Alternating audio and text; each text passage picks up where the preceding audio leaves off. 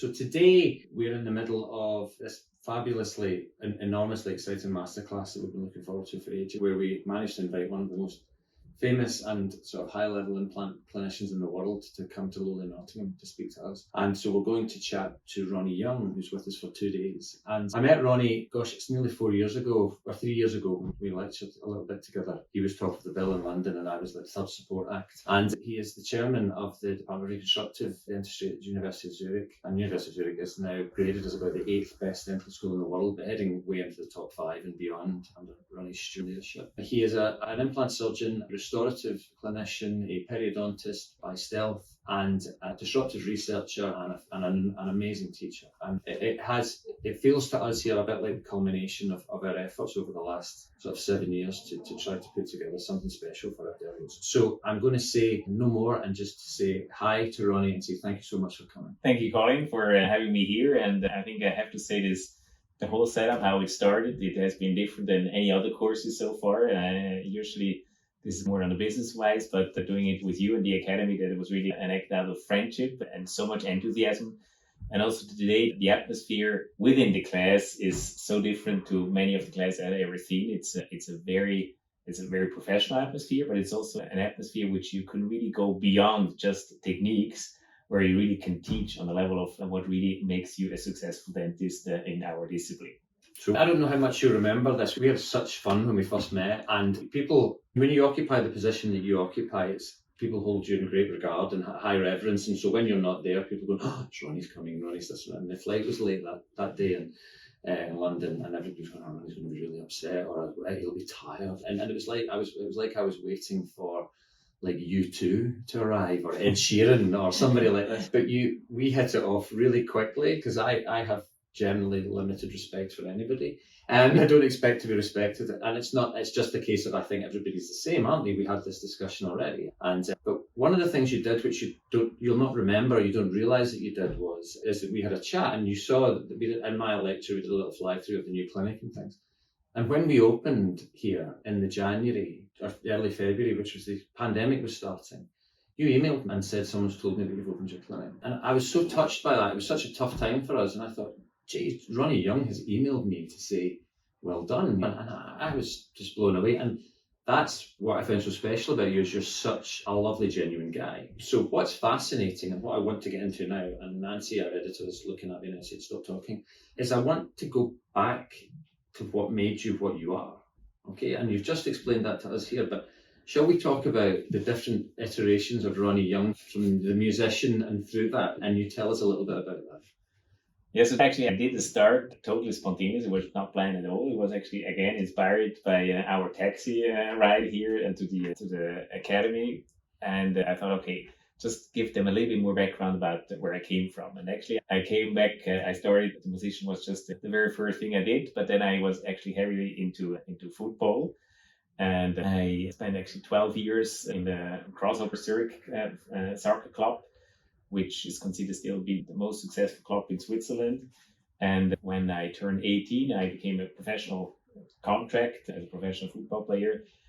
And this is something which actually was never looking forward to in that way. So I approached things in life just with being enthusiastic about that. And I was never expecting to become a professional football player.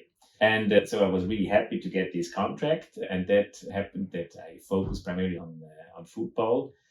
But as life always can change, I had a very serious leg injury there, which I had bone fractures, missing now 15 centimeters of my fibula. And that needs to have a change in life. And there's always two ways to look in life. Either you cannot be so sad what happened there, or you just are enthusiastic about what door opens there.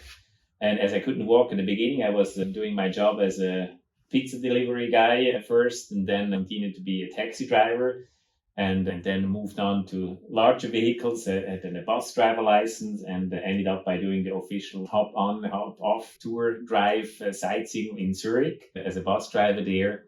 And then after doing this, I thought, okay, that cannot be the end of my career. What really fascinated me at that time point, through the injuries I had there with my bones, was really going into bone physiology and understanding bone physiology. And with that in mind, I started the medical school to become an orthopedic surgeon. And at the end, ended up switching to dental school, but still with my passion to bone regeneration, and ending up now as a dentist treating complex cases, comprehensive from the patient management to the final reconstruction. And bone still is a very important part, but also understood that we're not treating bones, we're treating human beings, which is so different. And the success of our treatment is primarily dependent on the management, how we are able to handle our patients. So this brings up so much stuff, because we had several times we've had this conversation actually, because I went to Switzerland last November and we tried to meet and schedules wouldn't work, and ridiculously we did a Zoom call where I was in one part of Zurich and you were in another, which is crazy. Right? But that's when we first touched on this point, because there is a piece of media that I go back to a lot. There was an English philosopher called Alan Watts. I'll show you this later, and he did a thing. His son has put a lot of his work to music and to visuals. And he did something called Tragedy and Hope. And the point of Tragedy and Hope is do what you love and someone will buy it. Yes, and I couldn't agree more on that. And so you tell us about, because I want to talk about your midlife crisis, your 2-week midlife crisis. Yes. Right. Before we go back to your influence on other people. So explain to the listeners here about, I had my midlife crisis when I was 25, which was brilliant. You're always more mature than everybody else. It was just good to get it out of the way. I had my mortality crisis and all that stuff at 25. So it's magic. I'm 50 now. It was 25 years ago. I can't remember it. But your midlife crisis, you had a planned 2-week midlife crisis, yeah? Exactly. I said, as you said, I also wanted to get rid of it, and you started even. You're always more intelligent than I am. That was clear from the very beginning on when we met. And so as I was then later understanding, yes, there is a midlife crisis. And then I thought, okay, let's keep it as short as possible. Give it 2 weeks over Christmas period and thinking what really makes me happy in life. Whether I'm going to be an amazing surgeon, a disruptive research, whatever. And I really, truly understood what makes me most happy. And this is what we do today in a very precious, nice way. This is sharing knowledge with other people. And in a way that you really, there's nothing to hack. Because today you got a lot of lectures or conferences where you just see a part of a story. And often is sometimes even meant not to provide this all the details, because that makes you more exclusive. Because when I'm the only one can do something, then it makes me more exclusive compared to others. But that's the most opposite thing in terms of my philosophy, because in order to be a teacher, we need to have an overall aim to really provide more patients with better treatments. And that's only possible to really spread the knowledge in the most honest and unbiased way to the dentist, which can take up that and be hopefully as successful as we are in order to let more patients profit from that. But you use, and I think we're similar in this regard, I would aspire to be similar, but you use storytelling teaching a lot. And I think the most successful teachers are storytellers first. And so you have just told a story to us about a young man who came to see you to have an upper right central incisor replaced, who was a medical student. And so you've told the story of him, and you use full length photographs, and you do that wonderful thing where you go, this is Jonathan, he likes playing football, or this is, and you go beyond the case. But I don't know whether you've connected the dots here. I wondered this while we were talking, because that young man, he was a medical student, wasn't he, as you were? Yes. And he was treated by you and was as infected by your enthusiasm and your team's enthusiasm, I'm sure, in your environment and what you've produced. And as a result of that, had his wonderful treatment carried out, and then changed his pathway, and then became a dentist. And now is a dentist in your department. Yes. And so that degree of influence is staggering, because he will go on to treat thousands and thousands of people where he would not have done had he not crossed your path. That's true. So that is quite extraordinary, isn't it? And we have a similar story here for various people here. We have a hygienist, for example, Emma, who works with us, who did work experience with me when she was 15 and wanted to be a dentist. She didn't get to dental school, but she decided to go to hygiene. And she's now been one of our hygienists here for years. And there's countless people like this. And I think that your ability to tell a story, to create a narrative for people, you can have all the scientific knowledge in the world, but I won't remember it if you don't put it into a story context. Isn't that true? Exactly. So this is something which I did actually intuitively for years that I tried to, because people always say, how do you make these presentations? And I think the biggest mistake in terms of doing a presentation is that people want to show their great cases. So they're so heavily driven to show these pictures. But these are just pictures. They're very superficial, and they don't stimulate areas of the brain which you can do because they see so many of these pictures. But when we start to build first a story and then to bring the pictures into that story, these pictures become meaningful. And these pictures, you have other areas of the brain which is proven with the neuroscience are stimulated, which will remember you through the story, the case, and the conclusions and the results out of this case. So I meet people from Asia which said, yeah, I remember you 11 years ago where you showed this guy, the skier, which had that and that accident. So that's actually what I want. So they remember the skier, and through that they remember that what has been taught for them. Okay, but I digress. Okay, going back to your pre-dental history, okay, because you told me today about your history of your grandfather's business and the entrepreneurial nature of that. And we talked about learning work ethics from our fathers and all of this, which I think we both have in different ways. But before you became a dentist, what was your biggest achievement before that? That's a good question. I never thought about it because I never considered trying to achieve big achievements. I'm somebody which is very driven by love, interaction with people, number one. And number two, I get very easily inspired by different things. And I'm a strong believer that I could have done in many different areas and many different disciplines, and I would have been happy there. So I don't know what I would consider as big achievements. Obviously, the measurable achievements are the soccer things. But now, looking back now from my standpoint, obviously the family art is the biggest achievement you can have from that point of view. These are the non-measurable parts. But at the end of the day, the big achievement is that you try to really stay curious in your life, trying to look at the things primarily in a positive way. Yeah. I'm tired of people always complaining and then seeing everything in a negative way. And that's actually what I would like to be surrounded by people which have a spirit of positivism and enthusiasm. I think probably one of the phrases we'll take from this masterclass is the one that your wife uses to describe you said, which is aggressive positivity, which is a fabulous phrase, right? Aggressively positive. So for someone sitting across the table from someone who is quite obviously such a huge influencer, but with such a huge degree of humility, and that's what comes across is your humility and your almost refusal to accept. You go about your work with a curiosity, which I think the more people I speak to who are high-performing individuals who love their work, it's the curiosity. When we lose the curiosity, then we change, don't we? We should then change our job. But who influenced you? Who was your biggest influences then? Who inspired you through your training? You challenged me in really good, very good questions. So number one, I think the person which actually brought me to dentistry was the father of one of my best friends from high school, which was one of the pioneers of GBR and GTR in dentistry in Switzerland. And he was also a very enthusiastic person. And he actually influenced me in a way to say, listen, don't become an orthopedic surgeon.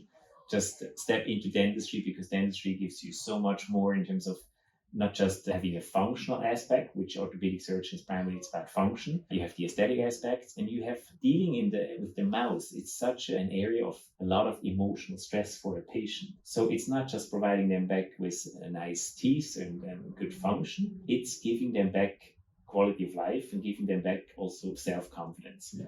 How many patients we treat which have said, listen, for years, there was no picture anymore, neither on the wedding picture nor on the first child was born, whatever, where we were smiling, showing teeth because we were embarrassed to show these. And having them a chance to really giving them really a smile, that's an amazing feeling. And so he definitely influenced me a lot. But I try to really be inspired by a lot of people. So I'm not a typical I follow one guy there. So I think you need to take the bits and pieces from different people and try to make your own picture out of that. And on the way there, there have been a lot of people which influenced me. For instance, Klaus Lang influenced me also a lot because his enthusiasm for research is amazing. Jan Linde impressed me a lot from the way he approached things. And the first private office which I worked in Claude, he's a famous Swiss dentist, not internationally that well known.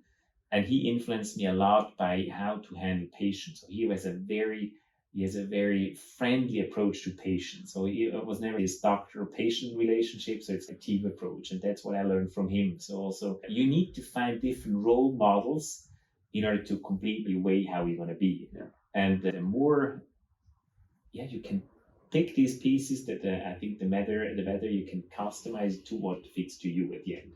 And to conclude, I think the most important thing is just to be authentic. Yeah.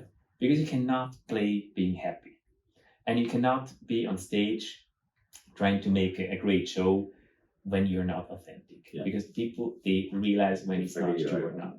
So I think part of the success is also that what I'm doing and what I'm telling is really what I live for. And I think that's maybe the And that comes across in time. Okay, so we've been going, wrapping this towards the end. Okay, I have two questions for you to finish with. So for someone who has this huge enthusiasm for their work across different disciplines, and I always said to be a good clinician is extremely difficult, and to be a good teacher is extremely difficult, and to be a good researcher is extremely difficult, but to be all three is nigh on impossible.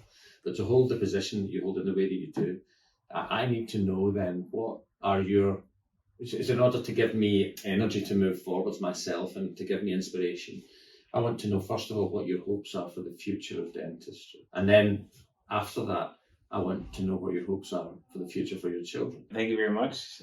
I love this interview very much. In my new role as a professor, chairman, and clinic director in the University of Zurich, I spend a lot of time in order to try to understand where is dentistry heading to. Because I don't want to educate dentists, because I have a responsibility of what they're going to be educated in. And I don't want them to educate that they look back 20 years and 30 years and say, listen, this Rony Jung is a crazy guy. He teaches us things which we never used at the end of the day. So I want to really prepare them for the future. And so I have a lot of projects going on, which have been dedicated to Dentistry 2050. And to wrap up there, that would be a too long story, but number one, I strongly believe that dentistry will become significantly less mechanic. It becomes more biologic, and when we would like to have a chance to survive, we need to become more closer to medicine. So we become more doctors and not mechanics anymore.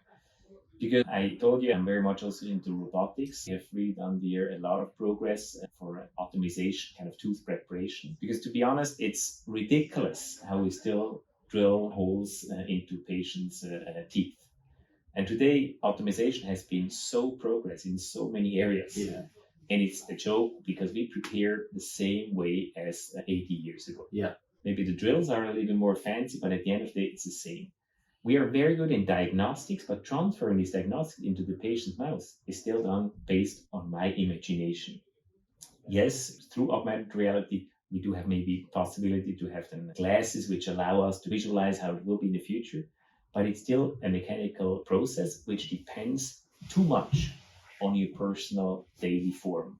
Whether I'm tired, whether I had a fight, whether I'm worried, whatever. And this should not be anymore the case. And I think there will be a lot done in this way. So the dentist become much more a doctor, which has more diagnostic tasks to do, including everything related to oral health within our area of expertise. And it's going away from a tooth doctor. It's going to be a comprehensive oral health doctor. And what about for your children? You have 3 children. The eldest is 15, isn't she? Yes. So, on a broader question, and I know this is a ridiculous question, but for someone who influences so many people in the world, what are your hopes for them? I hope that for me, I think the everyday challenge is actually to provide them with the right values. Because I think we had a nice talk when we were in the car. We both grew up in environments which things were not just there. We had fathers which really worked very hard in order to achieve what they have achieved. And now these kids, they have been, on the one hand, the access to all information you want to have immediately. And they can basically travel wherever they want, and we can facilitate them doing this. And I think finding the right values for them, which give perspective in life to what to achieve, is an everyday challenge. And at the end of the day, what every father and mother wants in life is having the children most happy. Yeah. Because one thing which you have learned in life is, and you can never understand it when you not have kids, is the love you have towards kids. This is uncomparable to anybody. Yes. So your best friends, your whatever.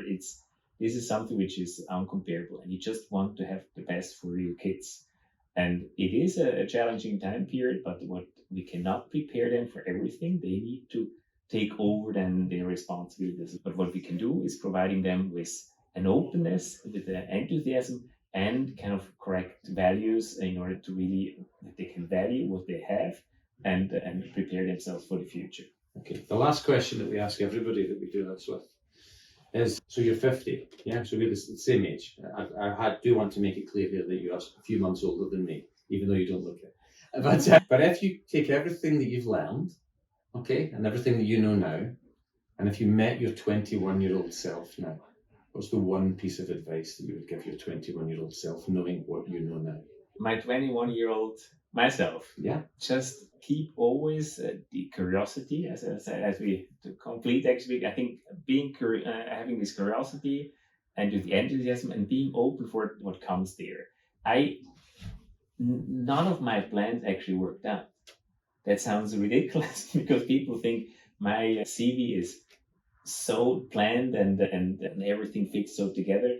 But to tell you the truth, nothing worked out actually how I planned it. Nothing. But I kept always in every situation everything as an opportunity and not as a threat, and taking these opportunities and trying to really do it in the best way possible with all the enthusiasm and new power. So that was just fabulous. And so I would conclude, I think, and finish by saying, I think when I grew up, for ages I didn't know what I wanted to do when I grew up. But I think when I grow up, I probably would quite like to be Rony Jung. And so thank you. That's such an honour. Thank you very much. Thank you very much.